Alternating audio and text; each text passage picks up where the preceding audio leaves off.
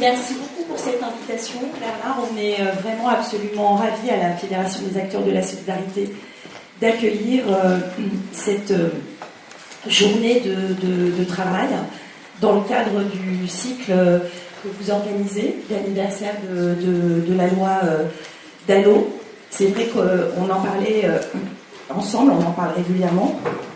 Le contexte aujourd'hui est vraiment en résonance avec ce qui a amené la création de ce droit au logement opposable, puisqu'on retrouve les mêmes, on va dire, indicateurs de ce qui se passait à l'époque, c'est-à-dire une crise profonde du logement, du mal-logement, une augmentation de l'hébergement avec des rotations de public qui tournaient en fait dans les centres d'hébergement et une mobilisation qui a été quand même assez exceptionnelle de l'ensemble des associations de nature différente, mais aussi une mobilisation citoyenne avec les Don Quichotte qui ont permis, avec, on va dire, l'ensemble de ces forces de créer ce droit au logement opposable. Donc on peut dire, oui, mais bon, maintenant, quand on voit ce qui se passe, bien non, il faut plus que jamais pouvoir tenir aujourd'hui dans la période qui est extrêmement difficile qu'on vit. Et moi, ce que je voulais peut-être plus dire dans ces propos liminaires, c'est le travail qu'on a décidé d'enclencher collectivement, qui est un travail beaucoup plus inédit, on va dire, pour nos organisations. On a pu le faire à des moments, mais de cette ampleur-là, je crois que c'est quand même la première fois. C'est bien évidemment, dans le travail qu'on fait en tant qu'association, on a l'enjeu de pouvoir améliorer ce qu'on fait en termes de pratique, d'évolution de dispositifs. On est dans une logique de plaidoyer, de dialogue, d'évolution des politiques publiques. Et on a décidé d'adjoindre à ça la question du juridique. Et d'enclencher des actions en fait, juridiques en contentieux de façon beaucoup plus systématique. Pourquoi on a décidé ça? Parce que y a un enjeu qui est celui de ne pas contribuer à une forme d'invisibilisation de ce qui se passe. C'est-à-dire qu'on voit auprès du terrain que les formes de découragement, en disant mais en fait, à quoi ça sert de faire des DAO, des DALO, il n'y a pas de suivi derrière, et que donc ça pouvait aussi entraîner de la démobilisation, et si on se démobilise là-dessus, eh bien évidemment, on affaiblit le droit, on affaiblit aussi la visibilisation de notre société des problématiques qui sont rencontrées par les personnes. Donc ça, c'était un axe qui était extrêmement important, et donc on a décidé avec le collectif des associations pour le logement, qui réunit 39 associations, d'enclencher un grand recours qui s'appelle donc l'affaire non-assistance aux personnes mal logées, et d'enclencher ce grand recours sur deux volets. Le volet de la question de l'hébergement et le volet de la question du logement avec les personnes reconnues DALO. Et c'était important pour nous d'enclencher ces deux recours en même temps pour bien montrer qu'on est dans une crise du logement qui va de la rue au logement et pas uniquement dans de la défense de places d'hébergement, mais qu'on a besoin en fait que cette chaîne de réponse et de droit en fait se décrispe et qu'on ait une vraie politique ambitieuse autour de ça. Ces deux affaires, on est en train de finir les mémoires en fait en défense le 4 juin. Ça veut dire que ces deux affaires vont très certainement être jugées soit en début d'été, soit à la rentrée.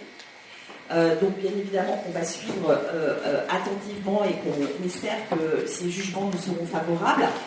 Bon, petite lueur quand même d'espoir, puisque par ailleurs, en tant que fédération des acteurs de la solidarité avec 9 autres associations, on avait aussi enclenché un recours contre les dysfonctionnements majeurs de l'administration numérique des étrangers de France, qui créait énormément de personnes sans papier, puisque les personnes n'arrivaient pas à obtenir le renouvellement de leur titre de séjour, et donc étaient face à une machine kafkaïenne dans laquelle tout le monde était pris dans les impasses.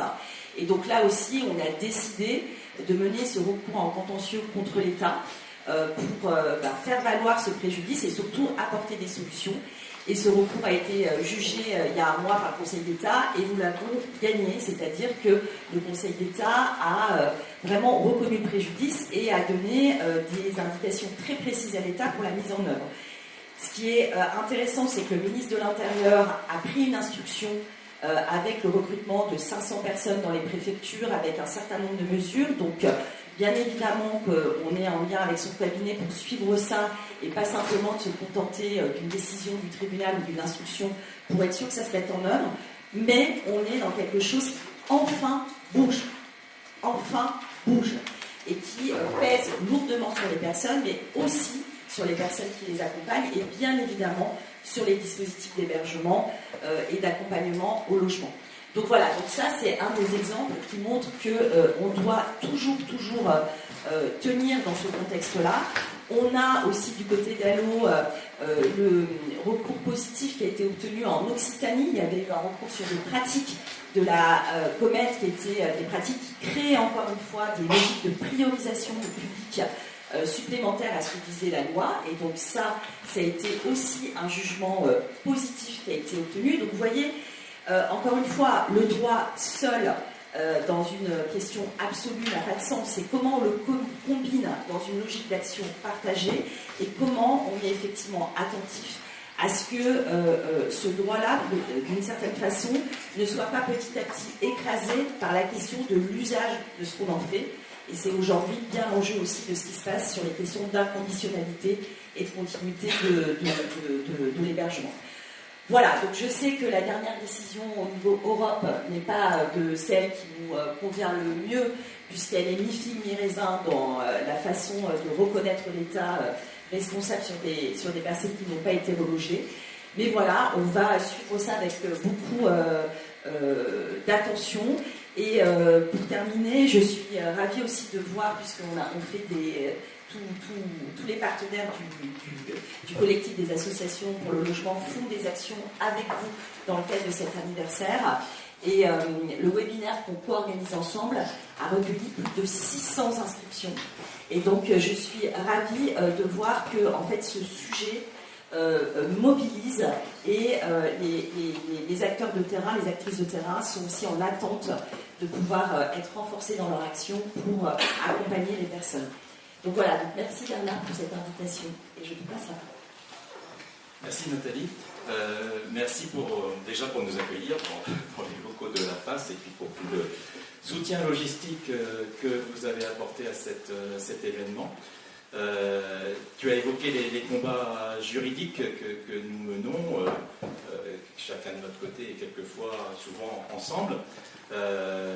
Effectivement, c'est essentiel et c'est vrai que la loi Dallot a apporté des armes juridiques supplémentaires qui n'existaient pas avant, puisque voilà, le droit au logement c'était une référence, un principe, il est devenu opposable, on peut invoquer son droit devant le juge, et nous, Association Dallot, nous nous efforçons de mettre ces armes du droit à disposition de ceux qui en ont besoin par de l'information, par de la formation, du soutien juridique, en accompagnant quelquefois des personnes dans des procédures contentieuses, et puis aussi, tu l'as évoqué, en portant des recours collectifs. Donc ce combat, il était essentiel et utile. Je pense que heureusement qu'il y a la loi Dallot, malgré tout, même si les choses vont mal et on va en parler, malgré tout, c'est un point d'appui, c'est une protection avec ses limites. Et ces limites, c'est aussi ce qui nous a amené à dire, voilà, il y a le combat juridique qu'on va continuer à mener ensemble, mais il y a aussi un combat de plaidoyer qui doit être mené, parce que finalement, les limites qu'on rencontre dans la mise en œuvre du droit, elles viennent, pour partie en tout cas, du fait que le droit au logement, il n'est pas dans les esprits, il n'est pas dans les esprits de la population en général, et surtout pas dans les esprits de ceux qui sont en charge de l'appliquer. Donc il faut reprendre le travail de plaidoyer, parce que le droit, c'est voilà, les armes ont une limite. Quand je pense aux personnes qui ne sont pas accueillies en hébergement, et on est dans une situation assez dramatique, avec y compris aujourd'hui des enfants qui sont laissés à la rue. Les procédures de recours juridiques ne seront jamais à la hauteur. On a vraiment besoin que le droit fondamental soit intégré par tout le monde. Quand je vois que on a eu les chiffres du DALO hier présentés au comité, et Lola nous en parlera. Mais oui, la bonne nouvelle, c'est que les gens utilisent le recours DALO.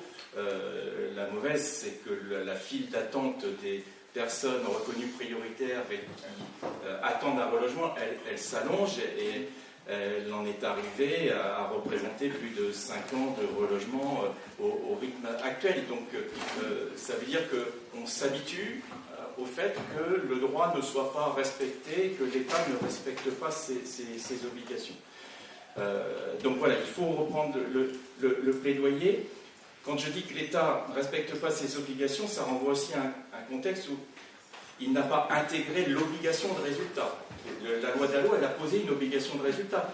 Ce n'est pas simplement une procédure de recours. Derrière la procédure de recours, pour que ça marche, il faut que l'État impulse des politiques qui permettent de répondre aux besoins, s'assure du fait que les collectivités locales et également des politiques qui vont dans le sens du droit au logement.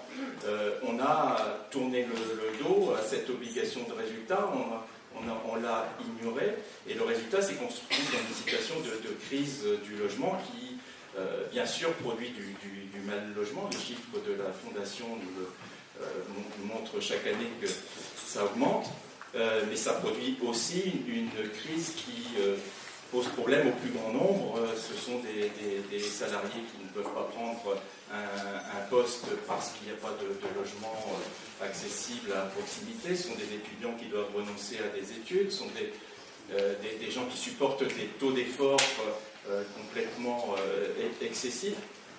Donc voilà, on est dans cette situation avec des politiques qui vont à rebours du droit au logement. Et puis ce qui nous inquiète aussi beaucoup, ce sont des discours qui relativisent les droits fondamentaux. Alors pas seulement le droit au logement, mais il se trouve que le droit au logement, c'est peut-être le moins solide, parce que le moins établi de longue date, quoi. Mais il y a des discours qui voudraient nous faire passer l'idée que les devoirs passent avant les droits, que les droits se méritent en quelque sorte.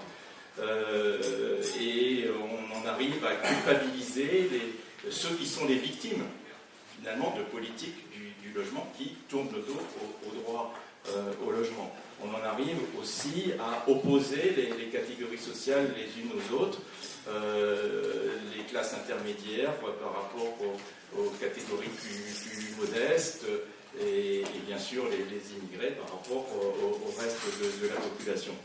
Donc c'est par rapport à tout ça qu'on s'est dit il faut reprendre le plaidoyer.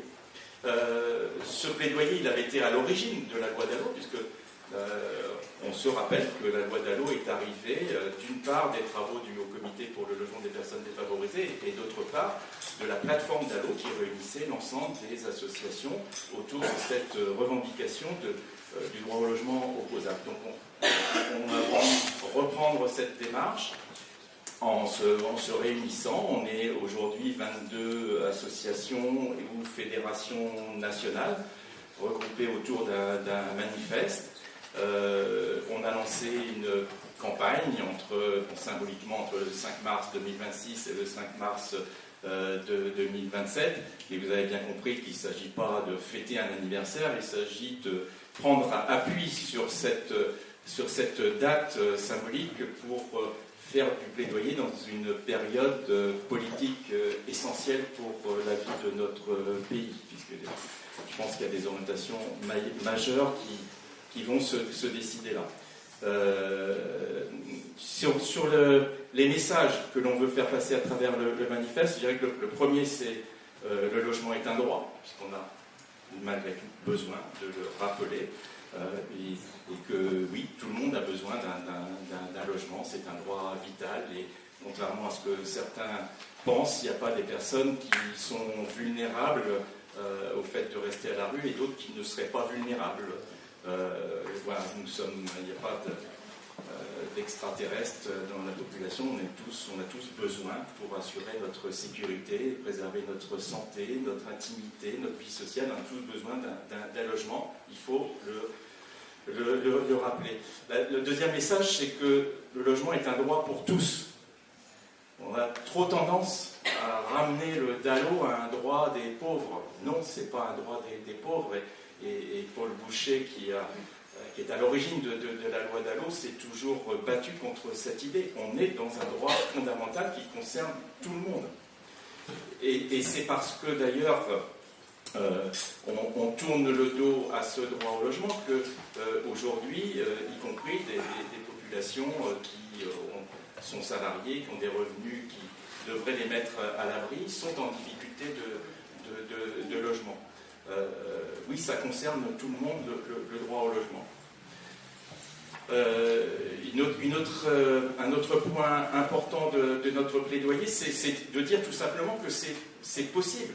C'est évidemment possible d'assurer le droit au logement.